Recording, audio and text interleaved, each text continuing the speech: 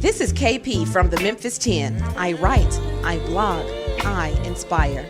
This is blogspot.com.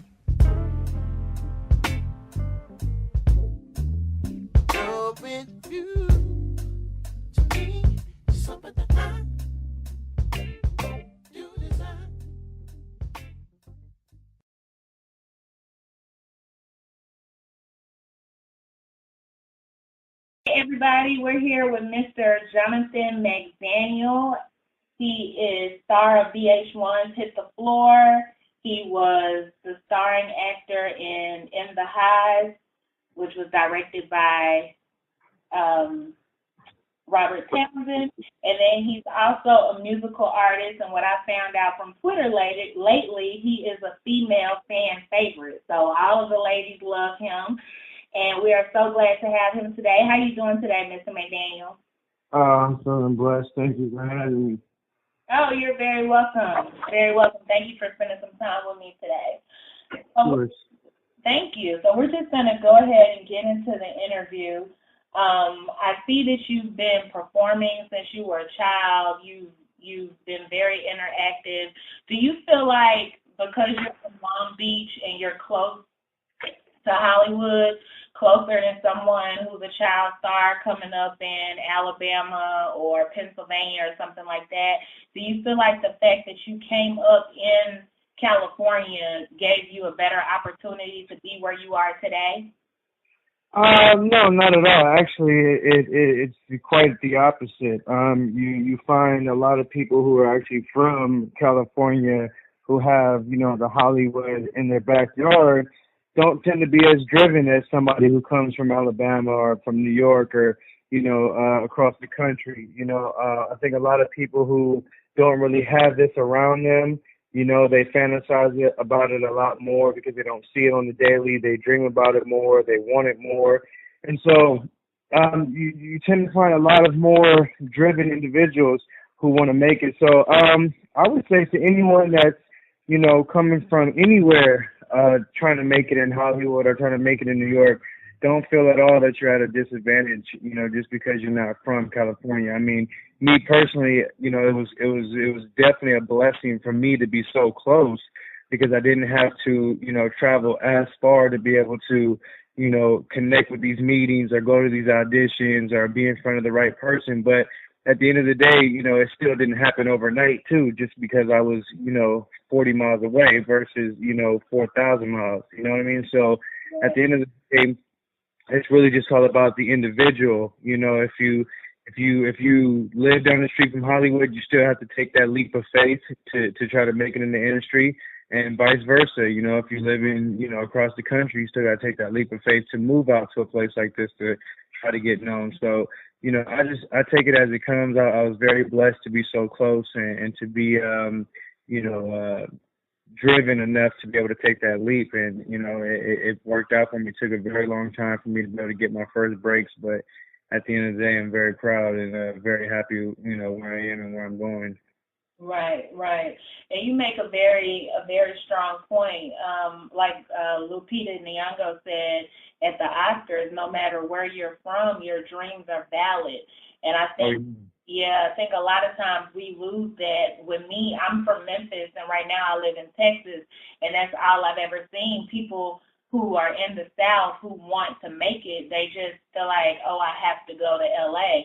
And then when they get out there, there's people who have been out there all their lives and still in that same, mindset of, hey, I have to make it too. So I'm glad that you shared that. And I do feel like it is important for people who aren't close to Los Angeles to be able to hear somebody who's a native Californian say, hey, just because you're somewhere else demographically doesn't mean that one of us is going to make it faster than the other. So I appreciate you sharing that.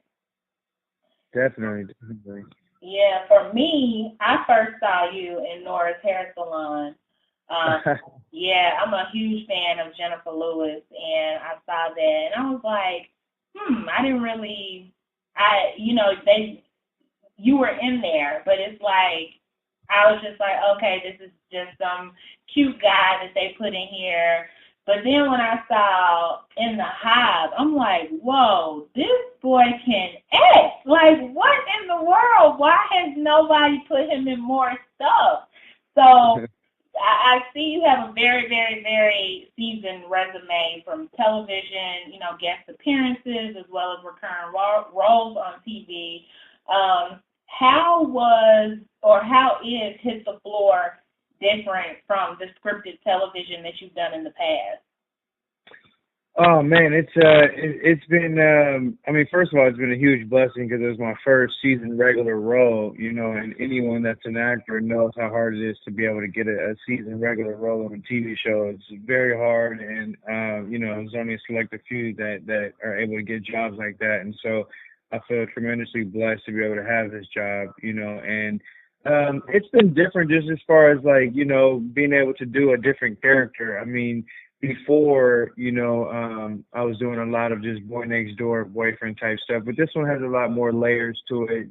This one has a lot more, backstory, and, there's a lot of things that they give me in the show that I'm able to use and be able to create and, kind of bring some life to German Vega. He's a very real person. I feel like when people watch the show, a lot of people tell me that I'm one of the realest characters, and that means a lot to me because that just means that, people relate to him, a lot. Right. And that just, that makes me feel good about my work because I work so hard in trying to make, him relatable to people and so people can feel for his story and understand him and, kind of, be on his team. And so it's also been kind of crazy because VH1 does they shoot their shows and their episodes differently than a lot of other different networks, which is really great because we shoot 2 episodes at one time, and as hard as the work is to be able to prepare for that, it's a lot of fun because you're constantly doing something new each day, and it's never a boring moment. You're constantly working on 2 different episodes, so your mind's constantly moving and you're constantly, going back and forth with the script and the moments and trying to create that. And I feel like it's a great example of great acting, when you see a show like ours who has really some great acting on it. Shooting 2 episodes at one time is not an easy thing, but it's definitely a fun process. Yeah. And I think that also speaks to your acting ability as well, because a lot of people don't, recognize that, even if your character is supporting, lead, whatever, it still takes time to prepare for your character. Because even though the viewer may not see your character as much as they see other characters, the character is still not you. So you have to take that time to develop that character so that when you hear action, you totally become German Vega. And I'm glad that you shared that as well because it does take a lot of hard work. And that is a really, really good show. I see it's getting close to 4 million views each showing, so that speaks a lot about it as well. People are choosing to watch it every week, and that's awesome. Yeah, I'm really happy for you guys. I appreciate that. Thank you. No, we feel definitely blessed to be a show that's on network and and everyone knows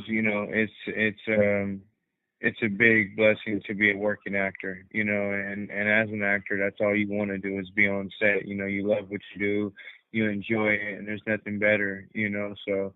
Yeah, that's true. And just something I just thought about real quick. A girlfriend and I, we were speaking the other day, and we were saying, what's so amazing about Hit the Floor is that it is a scripted show on a network that does a lot of reality TV, getting a lot of views. So a lot of people don't think about it, but a lot of times people watch reality more than scripted shows because they just want to see what's going on in other people's lives. But for people to want to tune into a scripted show that they know is fiction, that says a lot about your work. So You know, Well, it definitely says a lot too, also about the writers and the creator, James LaRosa. He's been such an amazing mentor on the show as far as helping all of us, through the scripts and through the seasons. This is something that he created from scratch, and nobody understands it more than him. So a lot of the hard work and everything starts really with him, and we just follow suit. So it's definitely a blessing to be able to see the viewership is there from all the hard work, for sure. yeah, awesome. Well, congratulations on the success there. Now, let's talk a little bit about In the Hive. One of the things that I wanted to ask you, there's so many layers, there's so many emotions, there's so many nuances to the character Xavier. What did you do, or how did you get into character? It was such a thick character because you had, your own child and your child's mother you were looking out for. You had your siblings that you were looking out for. Then you also had your mom's back. It almost, to me, it seemed like this is too much for a teenager. But you played it to the T. What did you do to get in character to portray that role? Well, I mean, the role of Extra Keys is really a real person. He's a mixture of so many teens and so many young men who are coming up in the world. He's such a reflection of all of them, who are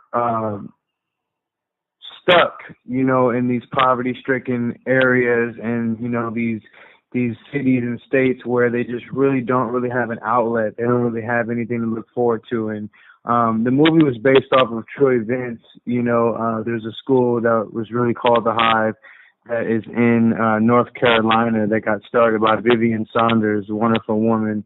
And she started the school along with the nonprofit, and that's where Robert Townsend and them got the idea to do the movie. Was they went down to the school and saw her and her dedication to these kids and teaching them and getting them, up to date with the technology and the education that they need to be able to succeed in life, because the places that they were staying in didn't even have internet. 90% of the households don't even, have any type of internet or any type of way to be able to get online, make a job application, get a bank account, none of that stuff. So, it was very important that this woman started this school. So the story got started, so I did a lot of research understanding not only the real story of how this woman really dedicated her life to saving these kids, because she lost her own boys to the streets. It was such a testimony that I just I had to look more into it. And so I just kept researching it and really just found that, the reason why a lot of these young kids, resort to guns or violence or different things like that. It's not because they want to, but you have to understand, as a human, you adapt to your surroundings, and so if you're in hell, you can't be an angel, like Tupac said. You really have to adapt, because if not, you're really gonna get eaten alive, you know what I mean? And so people who don't come from those circumstances really don't understand that logic. They don't understand that you can't be civil in a place that's not so civil, and so it was important for me to kind of understand the root of that and understand because I do come from humble beginnings, and I never was rich or anything like that, whatever, starting out and getting, any type of, help as far as, living in huge, houses or anything like that. So I understand what it feels like to come from poverty, and I understand to be around gang members, from Long Beach. And so I know that background, but a lot of the important, characteristics of Extra Keys really came from my own background and my own story. My real father was addicted to heroin and was in and out of prison, and so I felt for Extra Keys when it came to that. I understood, his relationship with his father. I understood why he was so angry. I understood why he was so frustrated, and and why he was so strong in the end. And, you know, him making that right decision shows, you know, why the movie was even put together from the beginning, and that's because, you know, all it takes is for someone to believe, Right. you know, in a kid, and believe that he can do better, and make him believe that he can do better, and in the end you can see that someone can really change, someone can really think better of themselves, and that's the main you know, message from the movie, is just that, like, you know, society beats us down without even giving us a chance. You know, a lot of these kids grow up in these circumstances, and they're just looked at as stereotypes, and they're just judged based off of the circumstances that they come from. But they don't really understand that these kids are, you know, very smart, and they have the same potential as anybody else that comes from suburbia, or, you know, rich surroundings, or rich beginnings, or any of that. You know, it's just like, you know, they deserve a fair shot. And I feel like if you give them a fair shot, then anyone has the equal opportunity to learn and become successful and become a better person in life. That's just real to me, you know. And so I felt like this character just needed that chance. He got it, you know, from this woman, and it just shows why the movie was done to begin with, like I said, because of her. You know, the movie was done because of someone who really believed in kids, and really believed in trying to give these kids a better life, and help them through life, and kind of guide them and believe them, and instill that belief in them, in themselves, you know. And so that's what the movie was about, you know. And I hope people walk away understanding that, and understanding that we need to be a little more you know, sensitive to the kids nowadays that, you know, are really trying to come up and be somebody in life. You know, we got to stop judging them, and you know, downing them before we even give them a chance. I think that's the main situation, you know, and it's very important for this film to be done. You know, I hope that a lot of people continue to watch it throughout the year, because I did a lot of research, I did a lot of studying, I put a lot of work. I was working 18 hours a day, you know, for almost 20 days straight, you know. And so it was just a lot that was going on with this character and in this process. And I thank Robert Townsend so much, because, you know, his genius and his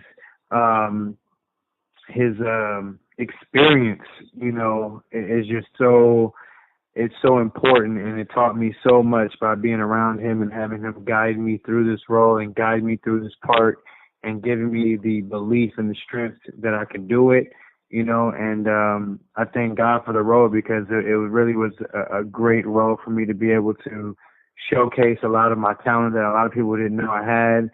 Right. And, you know, I hope that people continue to see it, so they can see what I can do, and understand the potential of what I can do after that, you know? Right. And that's one of the things I have to ask you about, working with Robert Townsend, who's a veteran in the industry. And you spoke about, you know, his genius, his experience, the things that he taught you and guided you. Can you say, because I kind of have an idea of what your answer may be, but out of all of the things that you worked on and then you worked with him, can you feel a difference in the energy with him as a director? Oh yeah, of course. I mean, his total directing style is different from anyone else that I've worked with. I mean, but that's technically with a lot of directors. That's why you have to be able to trust the work that you're doing, because, you know, every director that you work with is going to be different. But with Robert, man, it was so special, because he was just one of the big directors that I was a huge fan of, you know. And I really just always wanted to work with him, and, you know, thank God I got that opportunity, you know. And it was just amazing, man. Just his whole energy. I got to travel with him after the film was done. We did some film festivals together and some screeners together. And he's just an all-around amazing person, man. We had a great time traveling together and talking. And, you know, he's kind of like my uncle now. You know, we've shared so much. We spent so much time together that I feel very close to him, and I thank him for his guidance, you know. And he's going to be somebody that I'm always going to look to, you know, to help me through my acting experiences, because he's so, you know, he's so knowledgeable when it comes to that. He has so much knowledge when it comes to acting. Wow, that's quite a compliment. That's quite a compliment. And I bet he's gonna be smiling when he hears that. He seems like a really humble guy. So that, Oh, just what you're saying, it speaks volumes. So that is very awesome. Now, I didn't know all of that about your past history and how close your past dealing with your father and different things like that were so close to the role of X. Did you express that when you were auditioning, or did they not know that before they casted you, that your background was so similar to the character? no, actually, no one even had any idea. Robert kind of found out on the set during the scene with my father in the prison. My parents came in and saw me do that scene, and my mom was just crying on the other side of the screen, and everyone else started crying because she was crying, and then he kind of understood like where the pain and the anger and everything was coming from, and he got it, he understood it because, like I said, he's so in tune as an actor and as a director that he just gets it, and he understands where you have to draw that, that energy from, you have to draw that emotion from, and it's very hard sometimes, but when you're able to do it, it helps create a great performance. And so, it was one of those things where I used it because I knew that I needed to, and I knew that it was necessary because I needed something to draw from, and the fact that X's story was so similar, as far as the relationship with the father and a couple other different things, it made me feel very confident, going into the role and knowing that I understand it on so many different levels. And so it was just up to me as an actor to take that energy and, really convey it onto screen. And thank God we were able to get the performance that we got, and people were, enjoying it and talking about it. Right.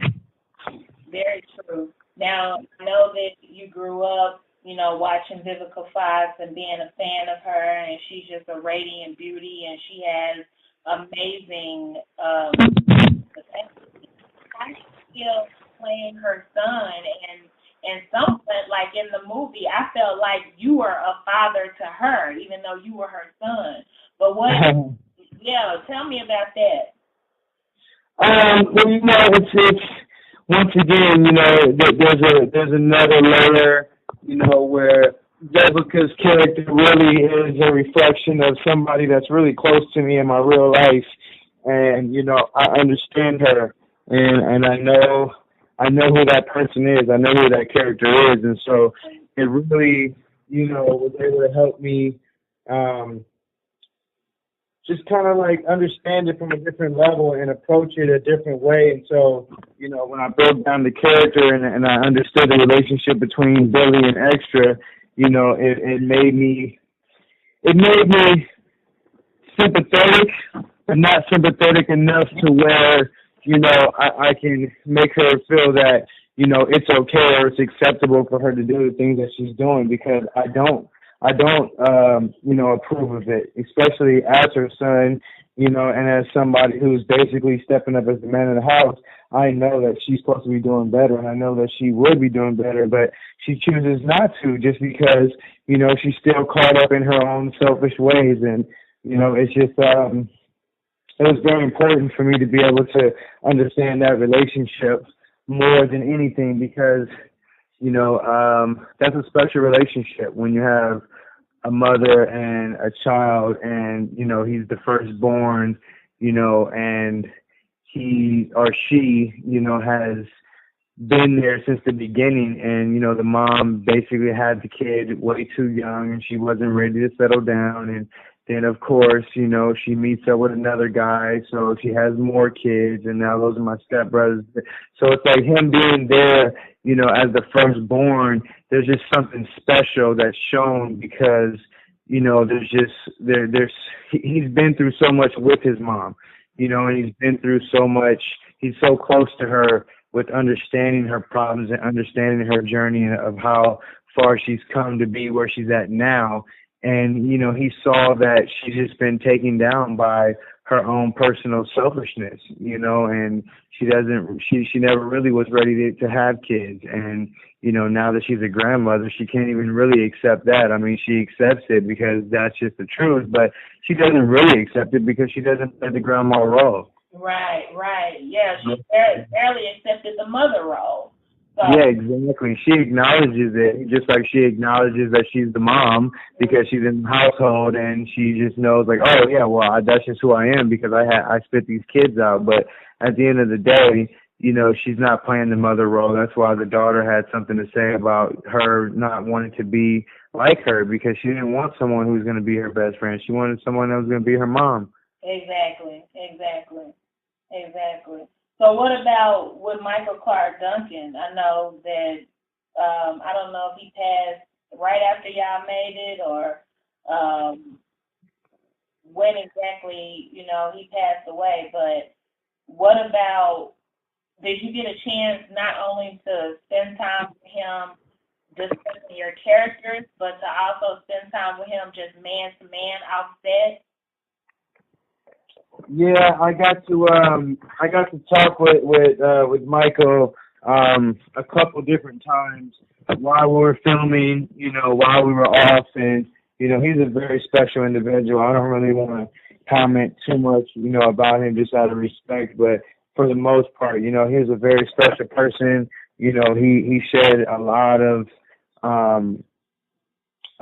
experience and a lot of lessons for me to learn from, you know, and a lot of things that, you know, he gave me some very strong advice, you know, and I'll never forget the talks that we had. I'll never forget the moments that we shared on set, you know, watching his process, watching how he creates and watching how, you know, he does his work, you know, and it was just a special moment, you know. It's one of those things where you never want to work with someone and then tragically hear that they pass right after.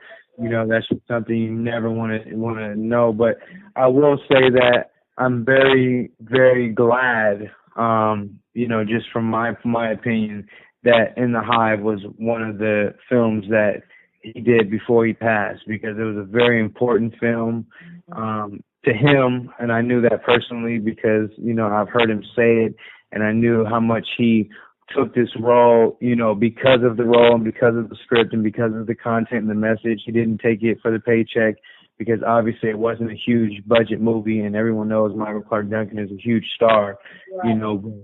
He took the movie based on he wanted to be a part of telling the story, you know, and it meant so much to all of us for him to join the cast and to do this movie with us, you know, and I'm glad that it was that you know that it is one of the last movies that he did, you know, and he was able to finish it before that happened, because now it goes on forever, you know, and his performance and the energy that he put into it will never die, you know. I mean, right. I totally agree with you on that.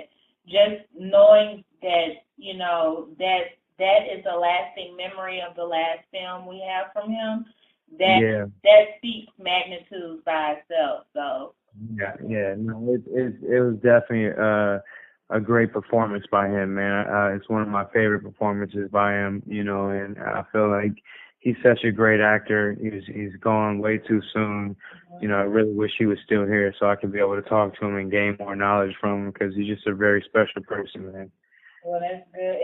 That's a blessing. Like, even your words, what you're saying is a blessing. The fact that, you know, you have nothing but warm and peaceful regards about him, that just shows the type of person that he was. And that's all I had ever heard, was that he was a warm guy and people loved to work with him. So I'm glad that you shared that experience as well.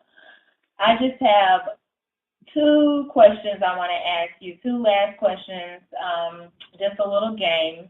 I have 3 people that I'm going to name, and I want you to pick who you would want to feature on a future song, who you would want to co-star in a future film, and who you wouldn't mind marrying.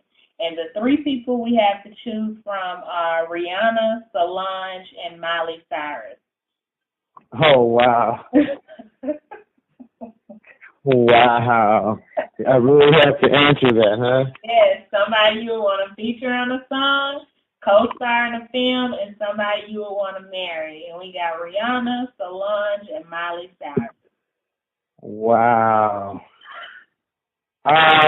What I would say, I guess I wouldn't mind co-starring in a film with Solange. Okay. I probably wouldn't mind doing a song with Miley Cyrus.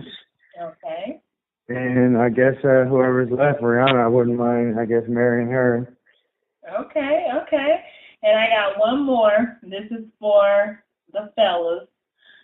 Who would you want to feature on a song, co-star in a film, or just go to a basketball game and chill with? We have 50 Cent, Ludacris, and LL Cool J. I would say I wouldn't mind doing a wait. Say the finalists again. Feature on a song, co-star. No, yeah, the choices. Okay, 50 Cent, Ludacris, and LL Cool J. Oh, okay. I'd probably say I wouldn't mind going to the game with LL. I probably wouldn't mind. Sorry about that. I probably wouldn't mind. Oh wow. I probably wouldn't mind featuring on a song with LL. I mean, not with LL, with Ludacris. And then you said co-starring in a movie? Yeah. Yeah, I probably wouldn't mind co-starring in a movie with 50 Cent. Okay, cool. Well, it has been a pleasure speaking with you. Definitely enjoyed just your time today. It's been a great experience working with your team. And we will definitely be tweeting you when the interview is up live. Did you want to tell the listeners what you have coming up or what you have going on? Yeah, I definitely want to let them know that the album that I just dropped is on iTunes right now. It's called Born a Star. Okay. And so you can check that out. Just look up Jonathan McDaniel. And, also continue to watch the show. Please keep supporting Hit the Floor. And check out my website, JonathanMcDanielFans.com, for, to join the fan club and also to get some of the merchandise. We got some great T-shirts, posters, and, some music and everything up there. So I think people will really enjoy going there and being a part of the fanship that's going on. Okay, awesome. Well, thank you so much, Jonathan. We appreciate your time today, and I hope you have a great day. Thank you so much, sweetie.